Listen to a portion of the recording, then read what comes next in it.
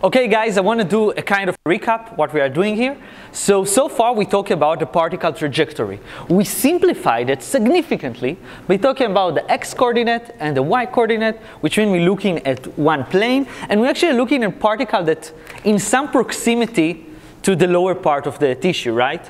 So we're following them along with a 2D problem. And I know it's very simplified. For example, one of the students gave the example that gravity doesn't have to be only in the y direction. And I agree. But the method of solving it to different direction is partially the same, right? We had the constant in this equation, add to this constant g cosinus alpha, right? So we can build on that and build a more sophisticated problem. But the basics idea are still here. So let's go back to the equation. So we solved the x direction of the particle, and right now we want to solve this equation. But before that, I want to do some, break and talk about very important properties of particles in the lungs, and the vertical direction would help me very much. The first property I want to talk about, what is the terminal velocity? Somebody remember what is the terminal velocity? So in general, terminal velocity, what give the particle, let's say this, actually I have a particle, why we not use it? We have a particle, okay? So this, even that. This particle is falling by gravity. At the first second, what is the drag force? No velocity, so there's no drag force, exactly. Then gravity said, come here, and we have some velocity. If we have velocity, we have drag force. And the velocity increasing and increasing and increasing, right? G is almost 10 meters per second square, which means 10 meters per second in the first second, and then 20 meters per second in the second. So it's increasing. So what's happened to the drag force? Increasing. So gravity increased the drag force. And did gravity change? Not. So in some point, the gravity would make the drag force so strong that you just can balance gravity. You see what I mean? So the force on the particle, so the particle would fall, mg, and we're going to have a very small drag force. Yes, I agree, because it depends on the vertical velocity. Yes. But this term is continue increasing, right? It's continue increasing. So in some point, we're going to have such a strong drag force that it's going to balance out the gravity. So the net forces on the particle would be 0, which means equals 0, right? Which means gravity would balance the drag force. So there's a final velocity of the falling problem. And for that reason, you can't kill ants when throwing them, because they get to this velocity very fast. And also, if somebody asks you, would you prefer to jump for 500 meters or 17 kilometers? Answer 17 kilometers, because you're going to reach your final velocity at that time. So you're going to live longer, because you have more time to fall, okay? And your chances to survive are the same, exactly the same, okay? So if you're going to compare, so this is actually that phase. If you're going to take this concept here, so this is going to be 0. So the terminal velocity is the velocity which is Vp 1 minus tau p, right? Let's do plus here. Move it to the other side, minus g, right? So not p, it's not a particle. It's a particle terminal velocity, right? It's not in any time. It's from certain time, the velocity would be what? V terminal would be tau pg. In a minus, because of our coordinate system. So tau is back to the game again, in another concept. So this is the final velocity particle would have when falling, okay? The final velocity would be that, okay? And this velocity is very important. I want to take a break from solving this equation and talk a little bit about this terminal velocity. The first thing I want to say is that it's very easy to measure it, okay? Very easy.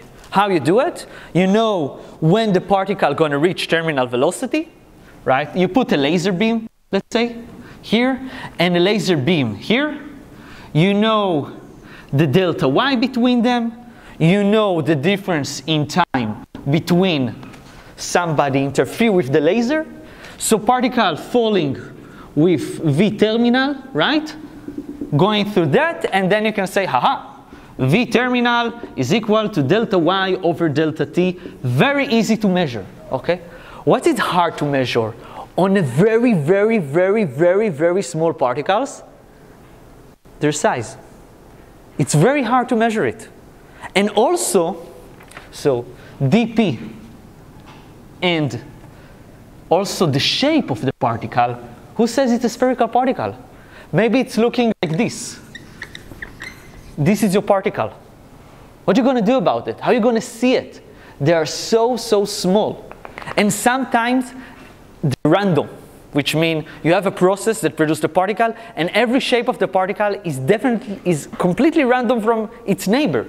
So what you going to do to determine these two features? The diameter and x, right? And maybe the density of the particle is not that clear. So we have a solution for that in the inhalation world. And this is called aerodynamic diameter, okay? So let's discuss that, okay? So instead of finding this, right? And also this, right? This is also depending on the diameter, right? Actually, you don't know all of them. And also x, right? We talk about that. If you have key, the shape correction. So you don't know all of that. All you know is 18 mu f. It's not very helpful, right? It's not that important. So what you can do is you can take your ugly particle and make it fall. And measure what is the terminal velocity of your ugly particle, okay? Let's write it over here. So you have suddenly V terminal, which is real. This is the real terminal velocity of the particle, of the ugly one, okay? And you can say this is equal to V of terminal of the sphere. Actually, H2O sphere. So what we actually is doing is we don't know the properties of the particles. We don't know, but we can say let's find out what actually the properties of the same spherical water particle. Okay, perfect sphere, right? Made out of water. So this we know very well. This is d square rho of water, cc of this d, right? Divided by 18 mu f, and terminal velocity is just the tau multiplied by g, right? And this is equal to something that we don't know, right? What is it? It's the real diameter of the particle, right? It's rho p of the particle, it's cc of the particle, it's the factor that take care of the shape, it's 18 mu f multiplied by g. And what we are actually looking for here is to define what is the diameter of the particle. And we're going to call that one the aerodynamic diameter. And what it's actually saying is what is the equivalent water particle that would give the same performance of this weird particle that you have. And if you're going to organize the equation, it's going to be that dA equal to sorry, this is not dP, okay? Exactly, thank you. So if you use the correction factor, you need to put here dE, because the correction factor corrects the spherical size with the same volume, okay? Just a reminder from previous tutorial. Okay, perfect. So square rho of the particle divided by rho H2O, cc of the dynamic aerodynamic, and here is cc of the real particle, right? The equivalent particle, sorry. Equivalent particle multiplied by the correction.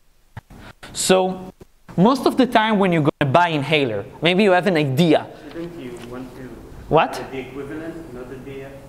The equivalent and the equivalent. Yes. You want to find the equivalent, not the DA. I want to find dA actually. the diameter of the, which is going to give the same, no, actually not, you're right, it really depends what you're looking for, yes. We're looking to solve the problem, but what I want to say that usually, okay, you can reorganize it, but it's the same idea. What I wanted you to have, that, like the message that I want to talk about, that maybe you have an idea for startup. Maybe you have something that you want to check, okay, on the aerosols. And most of the time, the drug companies would not tell you what is the diameter of the particle, because they don't know sometimes. What they do gonna tell you, we just did terminal velocity of the particle, and we find out it's equal to dA. That it's equal to blah, blah, blah, okay? So you know what is the performance of the particle, okay? It's behave like a droplet with that size. Okay, that's the idea, and that's actually what's really important. You don't really care about the shape, okay? It's not going to do a model show, the particle going to go and show himself. We just care how it reacts to drag force, okay? So this is how you fix it. It's easy to measure it, right? So that's the idea. This is only if you want to connect them, yeah? But here you have you just measure the terminal velocity of the real particle, say it's equal, you have this value, 5. Okay, 5 meters per second, let's say. And you compare it, and you can find the diameter. If you want to find out things about this particle, you can use the correction. If the company is going to give me the dA, yeah. They're going to give you... they need to give me dA, not the... Yeah. This is just for you, maybe, later. But exactly, you only care about dA. Perfect. So this is the first property of particle that I want you to know. And the second one, I want to talk about particle mobility, okay? So particle mobility, let's draw it here. Here it is. So particle mobility, we're going to see particle mobility more time in the class, okay? But this time, let's write the definition of the particle mobility. So this was a G, we take about G, this was H section, and right now we do I. So what is the mechanical mobility? So particle mobility in general, okay, it's equal to final velocity that being generated by external force, okay? This is the definition of particle mobility. So if I have some force on a particle, external force, I'm going to have eventually against the drag force some velocity. In our example, the external force was gravity, right? And the final velocity was the terminal velocity, right? Yes? So in our case, this term, this cancel with that, and we have B equal tau m, where B is called the mechanical particle mobility. Mechanical, it's a specific particle mobility. Mechanical particle mobility. Okay? What's another external force we can have on a particle? Electro effect, magnetic effect, fictitious forces, right? Centrifugal force, D'Alembert. So we can have many different mechanical mobility. Magnets, maybe, electrostatics, fictitious, you inside some chamber and somebody accelerate you, or turn you around, centrifugal. So there's many particle mobilities, but today we're going to talk only about the mechanical one. And we see two interesting things here. First of all, we see the mass. How hard it is to accelerate a particle, right? Important mechanical property. And we see on top tau, how much time it takes to the particle to react to the flow scenario, right? We call it the particle relaxation time. Because after a while, the particle can relax. I do whatever the boundary condition asks me to do, right? This is around the time. Perfect. So if you're going to think about it, do you think this is a small number or a big number? Let's find out, okay? So the mass is proportional to dp to the third, right? And tau is proportional to dp to the second divided by mu, right? So we can say that this term is actually 1 over dp mu f. Remember, this is microscale, 10 to the minus 6. This is 10 to the minus 5. And they are in the denominator, which means they are huge. So this number is very big, very, very big. We can do the same analysis that we did before. For 1 micron, just to give you a feeling, it's 10 to the 9. It's very big. Okay, question? Why it's called what? This is called the particle mobility. And the definition is take the final velocity that you have by the external force that produces it. So in our case, we talked about gravity. We have the terminal velocity versus the external force of gravity. Just a specific case. But this is a very important to define your particle. What is your particle mechanical mobility? Okay? It's the ratio between how hard it is to accelerate the particle and how obedience is your particle, which is the relaxation time, okay? And I showed you right now that this is a very big number. And if you want to see something very interesting, you can write the drag force, the Stokes drag force, as U divided by B.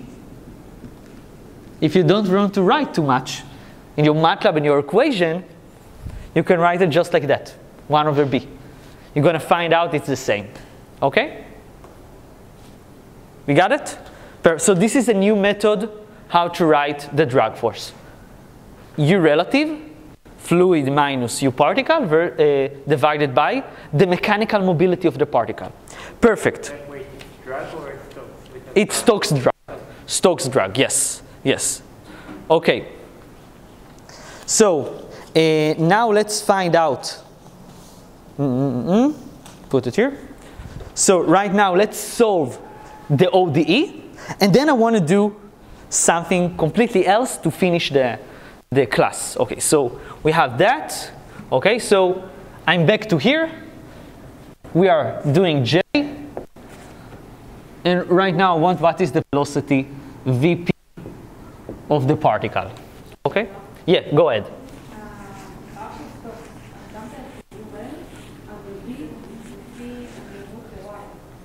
Okay, so look here.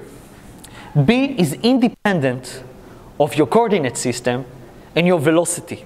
The definition of B, velocity of mechanical particle, terminal velocity of the particle in whatever problem you want to solve, divided by gravity. Let's give you tau over m. Whatever, yeah, whatever. Whatever you want. Okay, it holds. It holds. Okay. So right now we're going to solve the equation. Where are my notes? There? Ah, thank you. Okay. Don't need much because we solved this few times. So what is the solution of that problem? How can I find Vp? Equal to two solutions. The private solution, let's do the homogeneous solution, right? Homogeneous solution plus the private solution. And if you're going to check, the private solution is the terminal one. So if you're going to put a constant inside, you're going to find out this is the solution. So we found that one. And if you want, the solution for the homogeneous one is very similar to the breath hold problem that we solved. Because the homogeneous problem here is to make this one 0. And we have the same equation that we solved before. See it? It's the same equation, same mathematics. So this is going to end up to be VPOH E minus T over tau. Again, tau play a significant role here and here. You see it? Tau P is very important. Good. And the solution, if you're going to give, right, this is Vp, and if you're going to give the initial condition Vp at time 0 equals 0, okay, the particle starts at rest, enter, but it doesn't have any vertical velocity, we're going to get the solution of V of the particle equal tau g, E minus t over tau, P minus 1, right? So this is the vertical velocity of the particle, okay? Perfect. So now I want to go back to one of the questions that one of the students said, which was, Ron, the lung is very complicated. Don't fool us with all this simplification, okay? It's still a very hard problem to solve. So I can work night and day in the MATLAB and find some simulation. But the problem changed so dramatically, okay? So that's what I want to deal today. So usually, when we have a very hard problem to solve, like this billion-dollar question, what is the particle trajectory for all the given condition that I can measure? Usually what we do to overcome the problem is using a trick that's called non-dimensional numbers. The idea of non-dimensional numbers is very, very strong. The concept is that we're going to take our ugly equation, so this is our ugly equation, this is our ugly equation, right? U fluid minus U particle divided by tau plus G. And right now, I'm going to write it evenly, vectorially, okay? This is the problem we try to solve, right? We simplify it very much. And what can I do is I can say, I don't know what each term equal to, but I know that in each generation of the lungs, I can approximate the values. For example, I know that the flow velocity, right, is approximately some constant, right? The average velocity, right? Which equal to what? To the flow rate in the specific generation, generation Z, 5, 23, whatever, divided by the specific, right, area, pi r squared. And I can write here, just to remember where it's come from, this vector, which is, this is like magnitude of 1, okay, just to see where it's coming from, and this is the magnitude of this effect. The velocity has this effect, okay? And we can also say that the particle approximately have the same velocity of the flow, probably, right? It's not going to affect it too much. So I can say that those also equal to the particle, which also equal to U0, U particle tag, not forget where it's coming from. So I can somehow estimate how this term affect the particle, flow, affect the particle motion. Easy. This is a constant. We can calculate it for a particle. G, we can also say we know G, right? G is equal to some property of G. We can call it, for the strongest it's going to be, it's 10, right? Maybe it's going to be lower in some generation, as you hint to us. Maybe it's going to be strong, which is only that amount. But it's never going to be stronger than that. Agree? So G vector tag, okay? Also leave it her plus, right? Not like the sign is inside the vector. I don't care about it. Perfect. The last thing I want to talk about is how can we somehow estimate what is the time effect. So this thing, we don't know it. So T is equal to, think about it, the time effect, if the flow is in this direction, and we know the distance that we need to go, distance divided by velocity is the time scale, right? So we can write that the time, let's do it here, so the time could be the distance, let's do it, characteristic distance, divided by some velocity. Some velocity, right? We know already the velocity, this term. And it's really hard to determine what is the length scale. This is very hard. But when we think about the lungs, it's very easy, okay? It could be the diameter, right, D, Or it could be the length of the airway, which is approximately 2D, 3D, right? So it could be D, or it could be this length, which is approximately 3D in the lungs, which means 3 times the diameter, approximately. So it's kind of D, right? Okay, so I can say this T tag, this one is approximately D divided the diameter of the specific airway by the specific velocity, right? And now I can rewrite the equation when I see all the parameters that I can estimate, okay? So let's write it here. So if we're gonna plug in to the equation all the parameters, we're gonna find out a very, very strong result. Very strong result. So we're gonna put everything inside. So we're gonna write DUP tag, which means it's order of magnitude 1. All its power is this constant. I'm gonna put it outside. dt. So dt is actually diameter of the specific airway divided by the velocity, right? Here it's just gonna be, equal. Here it's gonna be u divided by tau, right? Here you have uf minus up, right? Plus g, 0, g tag, right? This is a vector, correct.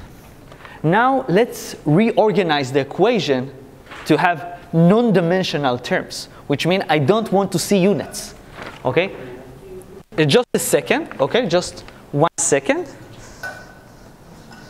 So if I'm gonna reorganize the equation, I'm gonna get this term.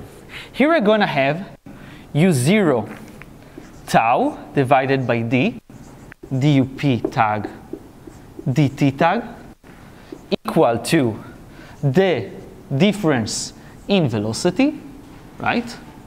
Also normalize. And here we're gonna have g tau over u naught g tau. Yes, I can have your question. I don't understand the uf equals to up. Ah, this one? Yeah. Okay, we try to, it's really hard to solve this equation. Are you agree with me? Yeah. Do you agree with me? Okay, so what I'm gonna say, I'm gonna give some intuition, approximation. So my approximation is that particle usually very subjective to the flow. They will follow the flow. Why they would follow the flow? Because their tau is very small. We saw it. The relaxation time is very fast compared to the breathing pattern. So this is an assumption. Is it right? We're going to see it in a second. No, what I mean is if they're equal, so it's just 0. So why won't we just substitute this into Okay. So they are not equal, and the difference is here. But it's in an order of magnitude of 1. Okay? It could be half, it could be third, it could be fourth. But I know it's not million. I know it's not 100, right? I know it's not 1 over million. I know this is approximately around 1. And what we get here is a very interesting phenomenon. Okay? Let's talk about that term. Okay? Let's talk about that term. Okay? So what that term is, what we see here, this is the velocity that I have inside the airway. And this is the velocity that I'm going down, right? You see it? So this is the terminal velocity versus the horizontal velocity. This is called the gravity number. Very important, the gravity number. And if this number is big, it's telling you that you're going to see a lot of particle deposition because of gravity effect. For example, if this is dominant equation, you know that gravity will play a significant role for your particles. On the other side of the problem, and let's think about it. Tau is constant, right? If tau is dependent on the diameter square, so if my particles are very big, right? Very, very big, I'm going to see a lot of deposition effect due to gravity. It makes sense. If I'm moving really fast, I don't have time to do this terminal velocity flow, right? I try to fall and somebody exhaled me already. I didn't have the time to fall, okay? That's this comparison. It makes sense, right? What is this term? This is called the stock number, and it's very important. What is here? Do you remember this? We saw this in this tutorial. Initial velocity times the relaxation time. This is the stopping distance. Remember? So stock actually compare stock number, non-dimensional number, compare the stop distance versus the obstacle distance, right? So in our case, it's the diameter, the length, right, or the diameter. So that's tell us what is the difference between them, and to give you some intuition, I want to show you something. So you know what? Let's do it mathematically, okay, first. So let's clean that. What? Yeah, definitely. This is distance over distance. This is without units, right? This is without units, right? This is without unit, velocity versus velocity. Tau, tau. Tau multiplied by g, meter per second versus meter per second. You're good. Okay? We don't have units. Okay, let's talk a little bit about, this is very intuitive. Very intuitive. The velocity, that compared to the velocity of that. What this telling us? The stock number. So for example, if stock is very, very big, which means this term is dominant and this one are 0 compared to it. So we actually have that effect, dp vector dt equal approximately to 0 because they are really small. These two really small. What does it mean that the velocity of the derivative of the velocity is 0? What does it mean? Exactly. So particle with a very high stock number would not change the velocity. Their vector velocity. Also direction. Okay? Which means if I'm going to inhale particle with the huge stock number situation, it's going to hit some wall. It would not continue. I'm going to show you in the presentation in a second. You know what? Let's do it. If I have a stock that is very, very small than 1, which means this is 0 compared to that, which means we actually have a situation, which means gravity and the flow is what's going to determine the particle velocity. You see it? For example, for simplification, let's say there's no gravity. So you see that U fluid, is exactly the U of the particle. You see it? With no gravity. Okay? So the particle would change its velocity all the time. What did he say, airflow? Okay, I'm going to do it. Okay, I'm going to do it. So particles with very small stock number are very submissive. They do whatever somebody tell them, gravity or flow. But particles with the big stock number don't change their mind. Okay? Really stubborn. Let's see it under the presentation. So I'm going to give you a feeling about it. So this problem, you see here, there's aerosols that facing a wall. We know that the flow cannot penetrate the wall, right? So the streamlines of the flow is going to the sides and also the particle. This is the case of a very stock number. What would happen if I'm going to increase the stock number? How can I increase the stock number? We look in here. I need to increase the stopping distance, right? Or I need to decrease the obstacle size that I have face, right? So I can play with that, and we're going to see that, for big particle, they don't follow the flow. You see it? Maybe the flow pushing them a little bit to the side, but they want to continue with their velocity, and they're going to deposit on the flow. You see it? Perfect. Where it's taking place in the lungs, you see the upper airway? The upper airway have a very, very strange feature. This is the upper airway. This is the mouth and the throat. And when you calculate the velocity, you see that the velocity want to take a very sharp angle, right? Into the lungs, into the body, okay? And the particle here have the highest velocity, right? This is the flow rate with no division. right? 100 liters per minute, for example. Afterwards, it's going to be 50 and 50, right? So this place, the upper place, is the fastest. Agree? So particle would deposit a lot in this region. And this is a very problematic issue in the lung inhalation world, because the efficiency of inhalers are very bad, because stock number is big at the beginning and small as you go inside, but you lose all your particle at the beginning. Okay, that's what I want to see, that in each junction, you see the junctions? In the junction, stock play a very significant role on the particle dynamic. So what is actually stock? Stock is actually stopping is impaction versus convection. How much time how much distance it takes me to stop, and what is the obstacle that I face in distance. In our problem, we saw that it's U multiplied by tau.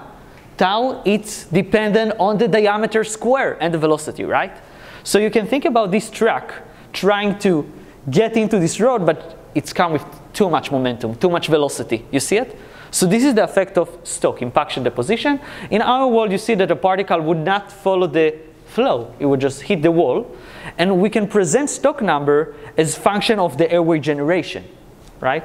And we're going to see that stock have this shape. And I know it's a little bit weird, but it's because, you know, the diameter change and the velocity change, and they're not changing the same way. So it's more complicated than that. But you see that when I increase the diameter, the value of stock increases significantly. So if you're going to have 40 micrometer particle, they're going to have a crazy stock number. They're going to be unstoppable. You see what I mean? And if you're going to have 0.5, they're going to be very obedient. Okay? They're going to follow the flow or gravity or whatever you want. This is a very interesting result that I want to share with you. Here you have many different experiments that people did, unrelated to each other, different countries, different universities, okay? And they did it on the upper airway. And here, I want you to see what they plot. They plot D, the diameter, but the aerodynamic diameter, which means is not only spherical particle, it's many shapes, but we're going to compare like if they were spherical. So a very good advantage that you have for the aerodynamic diameter is you can compare different particles suddenly, right? Because you know what's going to be the performance. So it's make the problem more generalized. So it's very interesting. And what I want you to see that if I'm going to increase the that axis, I'm increasing stock, you see it? Because I'm going to increase the diameter and I'm going to increase the velocity. It's two things the stocks love. And what's going to happen? So you're going to see a lot of deposition in this region. You see, if you have this thing at the value of 10 to the 4, you almost 90% deposit chances. You don't have a chance to get outside of the upper airway. No medicine going to enter in. You're just going to poison your patient. That's what you're going to do, right? Because the medicine doesn't go where it should go. Okay, all the side effects. Enjoy. That's what they literally say. Okay? And the other non-dimensional number that we get was the gravity number. The gravity number, like stock number, compared to convection, the velocity of the flow, right? So here, but we have not impaction, but gravity. And it's compared to velocities, along the channel velocity and the terminal velocity. And you can see that the velocity of the airway decreases as you go inside, right? Tau is constant, G is constant, right? So what we expect to have, we expect that this value increase, right? Because the velocity decrease, particles have more time to deposit, right? And then I see that in the deep generation, I got better chances to deposit. Look how many order of magnitude this particle is going through. You see? 10 to the minus 4, 10 to the 4. It's insane. It's 10 orders of magnitude, okay? So what I'm going to say that inside the deep lungs, I expect gravity to help particle to deposit. Maybe in the acinar region, the alveoli, the bronchioles, right? So what I also can do, I can divide the two numbers, stock by H, right? And then I'm going to get something that you maybe remember for fluid mechanics. The food number. Food number is actually comparing impaction versus gravity. I can compare these two effects, right?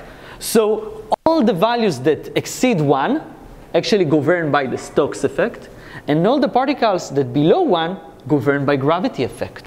So I don't need to solve the equation to realize what's going to happen in the lungs. I can just compare these two numbers and say what's happening. So if you're going to see it, you see that at the beginning, stock is very strong, right? And then in the deep lungs, this is the conduction zone of the airway, right? And this is the respiratory zone. I see that suddenly gravity taking place. And if you're going to increase the velocity, you improve the chances of stock, right? This is a different flow rate of breathing, okay? So that's the idea. And something very interesting, that tau being cancelled. Look, you see you don't have your tau, right? Because both of them, stock and also H, has tau, right? So the particle doesn't play a significant role, but the lung geometry is what played a significant role. How the diameter change, and now the velocity change. We already discussed how to deal with the velocity change, and for the diameter, I'm going to give you for the homework a typical diameters of a lung airway. So you're going to know for each generation which diameter you should use, okay? And that's what I want to talk for today. And next week, I want to talk about another mechanism. Because what we did so far was gravity and drag force. But the lung is more complicated than that, right? There's another particles inside the lung, which are the air particle. And they pushing and doing a mess inside the lungs. So next time we're going to meet, we're going to delve into the diffusion effect. And we need to see how we need to correct what we did so far, and also to include also that effect, okay? If you have any question, I'm here. If no, see you next week. So what about I think 2 weeks, yeah, 2 weeks.